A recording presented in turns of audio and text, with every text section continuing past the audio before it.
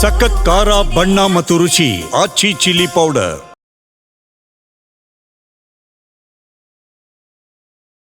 ಬೆಂಗಳೂರಿನಲ್ಲಿ ಮತ್ತೊಂದು ಲವ್ ಜಿಹಾದ್ ಪ್ರಕರಣ ಬೆಳಕಿಗೆ ಬಂದಿದೆ. ಮದುವೆ ಆಗು ಎಂದಿದ್ದಕ್ಕೆ ಮತಾಂತರಕ್ಕೆ ಒತ್ತಾಯವನ್ನ ಮಾಡಲಾಗಿದೆ ಎನ್ನುವ ಆರೋಪ ಕೇಳಿ ಬರ್ತಾ ಇದೆ. ಮದುವೆ ಆದರೆ ದೆಹಲಿ ಮಾದರಿಯಲ್ಲಿ ಕೊಲೆ ಮಾಡ್ತೀನಿ ಅಂತ ಧಮಕಿಯನ್ನ ಹಾಕಲಾಗಿದೆ. ಬೆಂಗಳೂರಿನಲ್ಲಿ ಮತ್ತೊಂದು ಲವ್ ಜಿಹಾದ್ ಪ್ರಕರಣ ಇದೀಗ ಬೆಳಕಿಗೆ ಬಂದಿದೆ. ಮದುವೆ ಆಗು ಎಂದಿದ್ದಕ್ಕೆ ಮತಾಂತರಕ್ಕೆ ಒತ್ತಾಯವನ್ನ ಮಾಡಲಾಗಿದೆ. ಮತಾಂತರ ಮಾಡ್ಕೋ ಆಮೇಲೆ ಮದುವೆ ಆಗ್ತೀನಿ ಅಂತ, ಮದುವೆ ಆದರೆ ದೆಹಲಿ ಮಾದರಿಯಲ್ಲೇ ಕೊಲೆ ಮಾಡ್ತೀನಿ ಅಂತ ಧಮಕಿಯನ್ನ ಹಾಕಲಾಗಿದೆ. ಉಸ್ಮಾನ್ ಎಂಬಾತನ ಮೇಲೆ ಇದೀಗ ಸಂತ್ರಸ್ತೆ ಗಂಭೀರವಾಗಿ ಆರೋಪವನ್ನ ಮಾಡಿದ್ದಾರೆ. ಅನ್ಯ ಕೋಮಿನ ಕಾರಣಕ್ಕೆ ಪ್ರೀತಿಯನ್ನ ನಿರಾಕರಿಸಿದ್ರು ಯುವತಿ. 1.5 ವರ್ಷ ಲಿವಿಂಗ್ ರಿಲೇಶನ್ಶಿಪ್ ಬಳಿಕ ಈಕೆ ಮೋಸ ಹೋಗಿದ್ದಾರೆ. ಇದೀಗ ಕಂಪ್ಲೇಂಟ್ ಅನ್ನ ಕೊಟ್ಟಿದ್ದಾರೆ.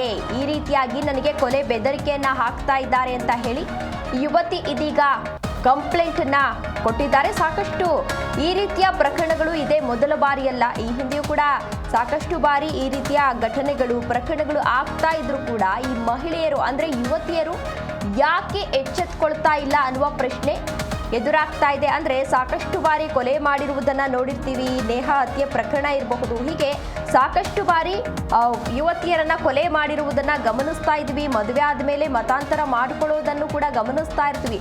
ಆದ್ರೂ ಕೂಡ ಈ ರೀತಿ ಆಗ್ತಾ ಇದೆ ಅಂತ ಗೊತ್ತಿದ್ರು ಕೂಡ ಗೊತ್ತಿದ್ದು ಯಾಕೆ ಹುಡುಗಿಯರು ಈ ರೀತಿ ಮರುಳಾಗ್ತಾರೆ ಇಂತಹ ಯುವಕರಿಗೆ ಅನ್ನೋದು ನಿಜವಾಗ್ಲೂ ಕೂಡ ಗೊತ್ತಾಗ್ತಾ ಇಲ್ಲ. ಅನ್ಯ ಕೋಮಿನ ಕಾರಣಕ್ಕೆ ಅಂದ್ರೆ ಪ್ರೀತಿ ಮಾಡಿ ಅಂತ ಹೇಳಿ ಆತ ಪೀಡಿಸ್ತಾ ಇದ್ದ. ಅಂತಹ ಸಂದರ್ಭದಲ್ಲಿ ಬೇಡ ಅಂತ ಹೇಳಿದ್ಲು. ಅದಾದ ಮೇಲೆ ಇಬ್ಬರು ಕೂಡ 1.5 ವರ್ಷಗಳ ಕಾಲ ಲಿವಿಂಗ್ ಟುಗೆದರ್ ರಿಲೇಶನ್ಶಿಪ್ನಲ್ಲಿ ಇದ್ರಂತೆ. ಅದಾದ ಬಳಿಕ ಈಕೆ ಮದುವೆ ಆಗು ಅಂತ ಕೇಳಿದ್ದಾರೆ. ಆತ ಕನ್ವರ್ಟ್ ಆಗಬೇಕು, ಮತಾಂತರಗೊಳ್ಬೇಕು ಅಂತ ಹೇಳಿದ್ದಾನೆ. ಅದಾದ ಬಳಿಕ ಆಕೆ ಆಗಲ್ಲ ಅಂತ ಹೇಳಿದ್ದಕ್ಕೆ ನಾನು ಬೇರೆ ಮದುವೆ ಆಗ್ತೀನಿ, ನಿನ್ನನ್ನ ಕೊಂದು ಫ್ರಿಡ್ಜ್ನಲ್ಲಿಟ್ಟು ಬೇರೆ ಮದುವೆ ಆಗ್ತೀನಿ ಅಂತ ಧಮಕಿ ಹಾಕಿದ್ದಾನೆ ಎನ್ನುವ ಮಾಹಿತಿ ಕೂಡ ಇದೀಗ ಸಿಗ್ತಾ ಇರುವಂತದ್ದು. ಒತ್ತಾಯಿಸಿ ಮದುವೆ ಆದ್ರೆ ದೆಹಲಿ ಮಾದರಿಯಲ್ಲೇ ಕೊಲೆ ಮಾಡ್ತೀನಿ ಅಂತ ಹೇಳಿ ಈತ ಬೆದರಿಕೆಯನ್ನ ಹಾಕಿದ್ದಾನಂತೆ.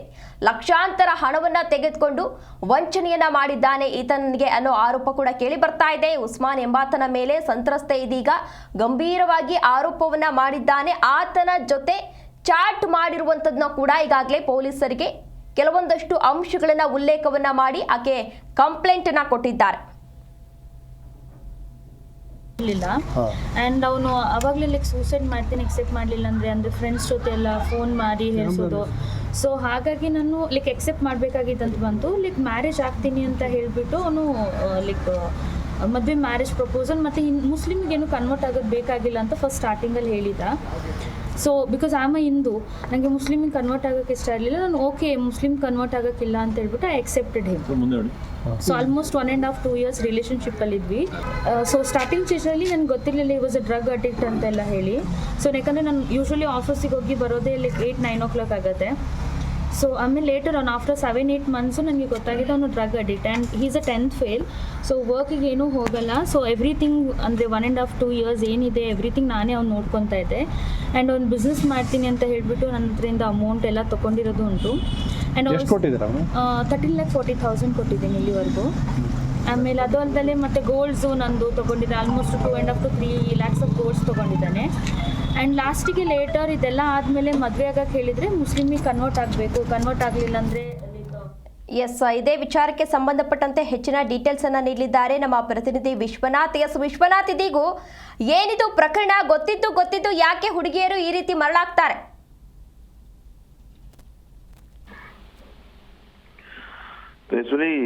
ಈ ಒಂದು ಪ್ರಕರಣ ಏನಿದೆಯಲ್ಲ, ಇದು ನಿಜವಾಗ್ಲೂ ಕೂಡ ಯಾರನ್ನಾದರೂ ನಂಬಿ ಮತ್ತು ಅದು ಯಾವುದೇ ಧರ್ಮದವರಾಗಿರ್ಬೋದು ಅವರನ್ನ ನಂಬಿ ಹೋಗೋದಕ್ಕೂ ಮುಂಚೆ ಸ್ವಲ್ಪ ಯೋಚನೆ ಮಾಡಬೇಕಾದಂತಹ ಪ್ರಕರಣ ಇದು.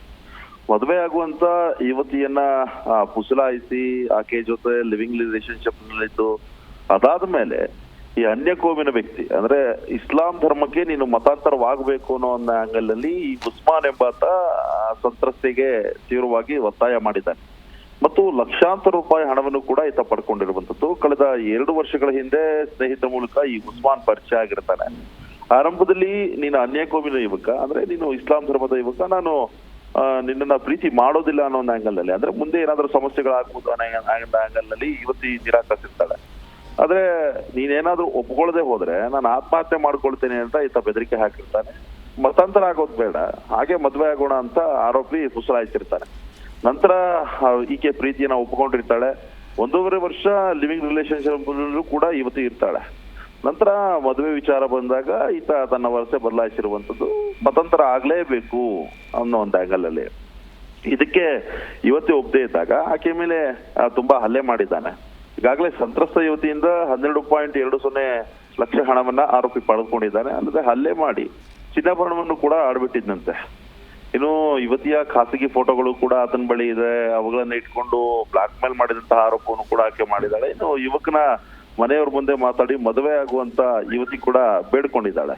ಆದ್ರೆ ಒತ್ತಾಯದಿಂದ ಮದುವೆ ಆದ್ರೆ ದೆಹಲಿ ಮಾದರಿಯಲ್ಲಿ ನಿನ್ನನ್ನ ಕೊಲೆ ಮಾಡ್ತೀನಿ ಅಂದ್ರೆ 32 ಪೀಸ್ ಮಾಡಿ ಫ್ರಿಡ್ಜ್ ನಲ್ಲಿ ಇಟ್ಟು ನಂತರ ಮದುವೆ ಆಗ್ತೀನಿ ಅನ್ನೋ ಒಂದು ಆಂಗಲಲ್ಲಿ ಈತ ಬೆದರಿಕೆ ಹಾಕಿದ್ದಾನೆ. ಮತ್ತೆ ಆರೋಪಿ ಉಸ್ಮಾನ್ ಡ್ರಗ್ ಅಡಿಕ್ಟ್ ಕೂಡ ಆಗಿದ್ದಂತೆ. ಬಲವಂತವಾಗಿ ಸೆಕ್ಸುವಲ್ ಅಸಾಲ್ಟ್ ಮಾಡಿರುವಂತಹ ಆರೋಪವನ್ನು ಕೂಡ ಯುವತಿ ಮಾಡಿದ್ದಾಳೆ. ಈ ಬಾರಿ 2 ಬಾರಿ ಆತ್ಮಹತ್ಯೆಗೆ ಯುವತಿ ಯತ್ನ ಮಾಡಿದ್ದಾಳೆ. ಮಹಾರಾಷ್ಟ್ರದಲ್ಲಿ ಸುತ್ತಗುಂಟೆಪಾಳ್ಯ ಪೊಲೀಸ್ ಠಾಣೆಯಲ್ಲಿ ಪ್ರಕರಣವನ್ನು ಕೂಡ ದಾಖಲು ಮಾಡಿದ್ದಾಳೆ ಯುವತಿ. ಸರಿಯಾದಂತಹ ಕ್ರಮ ತೆಗೆದುಕೊಳ್ಳುವಂತಹ ಹಿನ್ನೆಲೆಯಲ್ಲಿ ಆ ಪೊಲೀಸರ ವಿರುದ್ಧವಾಗೂ ಕೂಡ ಆಕೆ ಆಕ್ರೋಶವನ್ನು ವ್ಯಕ್ತಪಡಿಸಿದ್ದಾಳೆ. ತಾನು ಹೇಳದಂತೆ FIR ಮಾಡದೆ ಚಾರ್ಜ್ ಶೀಟ್ ಅನ್ನು ಕೂಡ ಮಾಡಿರುವಂತಹ ಆರೋಪವನ್ನು ಯುವತಿ ಮಾಡ್ತಾ ಇರುವಂತದ್ದು. ಸದ್ಯ ನನಗೆ ನ್ಯಾಯ ಕೊಡಿಸಿ ಅನ್ನೋ ಒಂದು ಆಂಗಲ್ ಅಲ್ಲಿ ಮಾಧ್ಯಮಗಳ ಮುಂದೆ ಸಂತ್ರಸ್ತ ಯುವತಿ ಬಂದಿದ್ದಾಳೆ. ಏನೇ ಇರ್ಲಿ, ಬಟ್ ಯಾರನ್ನಾದ್ರೂ ನಂಬೋದಕ್ಕೂ ಮುಂಚೆ ಮತ್ತು ಯಾರನ್ನಾದ್ರೂ ಕೂಡ ಅವ್ರ ಜೊತೆ ಆತ್ಮೀಯವಾಗಿ ಇರೋದಕ್ಕೂ ಮುಂಚೆ ಮೊದಲೇದಾಗಿ ಗಂಭೀರವಾಗಿ ತಿಳ್ಕೊಳ್ಬೇಕಾಗತ್ತೆ. ಇಲ್ದಿದ್ರೆ ನಿಜವಾಗ್ಲೂ ಕೂಡ ದೊಡ್ಡ ಮಟ್ಟಕ್ಕೆ ಇದು ಏನಾದ್ರೂ ಕೂಡ ಸೆನ್ಸೇಷನಲ್ ಸ್ಟೋರಿ ಇದೆ. ಯಾಕಂತಂದ್ರೆ ಲವ್ ಜಿಹಾದ್ ಇಲ್ಲ, ಯಾರು ಕೂಡ ಲವ್ ಜಿಹಾದ್ ಮಾಡೋದಿಲ್ಲ. ಪ್ರೀತಿ ಅಂತಂದ್ರೆ ಅದು ಮನಸ್ಸುಗಳ ಸಂಬಂಧ. ಆದ್ರೆ ಇಲ್ಲಿ ಧರ್ಮವನ್ನ ಬದಲಾಯಿಸುವಂತದ್ದು, ಆಕೆ ಮೇಲೆ ಗಂಭೀರವಾಗಿ ಹಲ್ಲೆ ಮಾಡುವಂತದ್ದು ಎಲ್ಲವನ್ನೂ ಕೂಡ ಮಾಡಿರುವಂತಹ ಆರೋಪಿ ವಿರುದ್ಧವಾಗಿ ಪೊಲೀಸರು ಕೂಡ ಸರಿಯಾದಂತಹ ಕ್ರಮವನ್ನ ತೆಗೆದುಕೊಳ್ಳದೆ ಇರುವಂತದ್ದು ನಿಜವಾಗ್ಲೂ ಕೂಡ ಶಾಕಿಂಗ್. ಇದು ಸದ್ಯಕ್ಕೆ ಪ್ರಕರಣವನ್ನ ಹಿರಿಯ ಅಧಿಕಾರಿಗಳ ಗಮನಕ್ಕೆ ಬರುವಂತೆ ಮಾಧ್ಯಮಗಳು ಕೂಡ ಸುದ್ದಿಯನ್ನ ಬಿತ್ತರಿಸುತ್ತೆ. ಮುಂದೆ ಈ ಪ್ರಕರಣ ಎಲ್ಲಿಗೆ ಹೋಗಿ ನಿಲ್ಲುತ್ತೆ ಅಂತ ಕಾದು ನೋಡ್ಬೇಕಾಗಿದೆ. ಓಕೆ, ಧನ್ಯವಾದ ವಿಶ್ವನಾಥ್ ತಮ್ಮೆಲ್ಲ ಮಾಹಿತಿಗಾಗಿ. ನೋಡ್ಕೊತಾ ಇದ್ದೆ ಆ್ಯಂಡ್ ಒಂದು ಬಿಸ್ನೆಸ್ ಮಾಡ್ತೀನಿ ಅಂತ ಹೇಳ್ಬಿಟ್ಟು ನನ್ನ ಹತ್ರದಿಂದ ಅಮೌಂಟ್ ಎಲ್ಲ ತೊಗೊಂಡಿರೋದು ಉಂಟು. ಆ್ಯಂಡ್ 13,40,000 ಕೊಟ್ಟಿದ್ದೀನಿ ಇಲ್ಲಿವರೆಗೂ. ಆಮೇಲೆ ಅದು ಅಲ್ಲದೆ ಮತ್ತೆ ಗೋಲ್ಡ್ಸು ನಂದು ತೊಗೊಂಡಿದ್ದೆ almost 2.5 to 3 lakhs of golds ತೊಗೊಂಡಿದ್ದಾನೆ. ಆ್ಯಂಡ್ ಲಾಸ್ಟಿಗೆ ಲೇಟರ್ ಇದೆಲ್ಲ ಆದಮೇಲೆ ಮದುವೆ ಆಗಕ್ಕೆ ಹೇಳಿದರೆ ಮುಸ್ಲಿಮಿಗೆ ಕನ್ವರ್ಟ್ ಆಗಬೇಕು, ಕನ್ವರ್ಟ್ ಆಗಲಿಲ್ಲ ಅಂದರೆ ಲೈಕ್